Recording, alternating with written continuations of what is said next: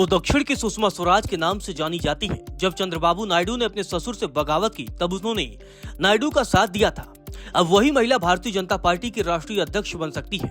नाम है दग्गुबाती पुरंदेश्वरी, जो आंध्र प्रदेश बीजेपी की अध्यक्ष हैं और चंद्रबाबू नायडू की साली हैं। खबर है कि भारतीय जनता पार्टी अध्यक्ष की रेस में पुरंदेश्वरी का नाम भी चल रहा है। अब तक बीजेपी को महिला अध्यक्ष नहीं मिला है। ऐसे में भारतीय जनता पार्टी महिला अध्यक्ष बनाकर नया दांव खेल सकती है। इसके अलावा पुरंदेश्वरी दक्षिण भारत से आती हैं। वह तेज तर्रार नेता के रूप में जानी जाती हैं। जब वो भाषण देती हैं तो लोगों को सुषमा स्वराज की याद आ जाती है। इसके अलावा वह 5 भाषाओं में फर्राटेदार बातचीत भी कर लेती हैं। सबसे बड़ी बात, उन्हें प्रधानमंत्री नरेंद्र मोदी और अमित शाह का करीबी माना जाता है। तो चलिए इस वीडियो में आपको बताते हैं कि आखिर कौन है दक्षिण भारत की सुषमा स्वराज दग्गुबती पुरंदेश्वरी। आंध्र प्रदेश में 22 जनवरी 1959 को जन्मी दग्गुबती पुरंदेश्वरी राज्य के पूर्व मुख्यमंत्री और अभिनेता रहे एनटी रामाराव यानी कि एनटीआर की दूसरे नंबर की बेटी हैं।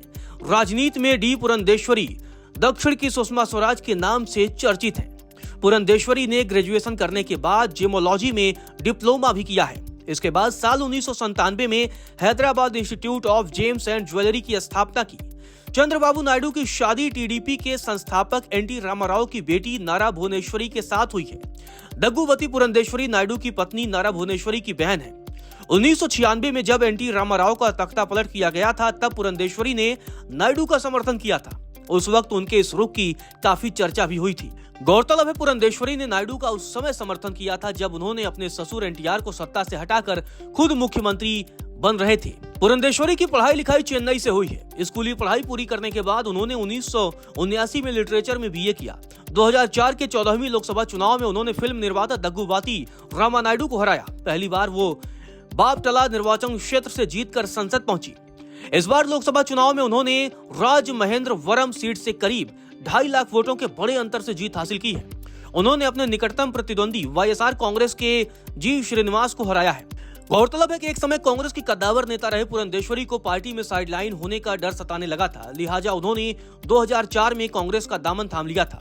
आपको बता दें कि पुरंदेश्वरी 2004 में केंद्र की मनमोहन सरकार में मानव संसाधन विकास राज्य मंत्री भी रह चुकी हैं। 2012 में उन्हें यूपीए सरकार में वाणिज्य और उद्योग मंत्रालय में राज्य मंत्री का पद दिया गया था। आंध्र प्रदेश को बांटकर 2 राज्य बनाने के मसले पर पुरंदेश्वरी कांग्रेस से नाराज हो गई थी। तब उन्होंने कहा था कि जिस तरह कांग्रेस ने तेलंगाना राज्य बनाने के लिए आंध्र प्रदेश का विभाजन किया है उससे उन्हें बहुत दुख पहुंचा है। उनके पास कांग्रेस छोड़ने के अलावा कोई चारा नहीं बचा था। 7 मार्च 2014 को उन्होंने कांग्रेस का हाथ छोड़कर भारतीय जनता पार्टी का दामन थाम लिया था। मौजूदा समय में वो आंध्र प्रदेश की भारतीय जनता पार्टी की अध्यक्ष हैं। डी पुरंदेश्वरी बीजेपी में महिला मोर्चा की प्रभारी भी रही हैं। 2020 में बीजेपी ने उन्हें ओडिशा का प्रभारी बनाया था। वह छत्तीसगढ़ की प्रभारी भी रह चुकी हैं। दग्गुबती पुरंदेश्वरी को काफी तेज तर्रार नेता माना जाता है। उन्हें साउथ की सुषमा स्वराज भी कहा जाता है।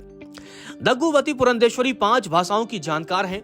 वो हिंदी, अंग्रेजी, तमिल, तेलुगु और फ्रेंच बोल और लिख सकती हैं। इसके साथ ही कुचिपुड़ी में भी वो माहिर हैं। पुरंदेश्वरी वैसे तो शांत स्वभाव की हैं, लेकिन जब भाषण देते वक्त उनका अंदाज अलग हो जाता है।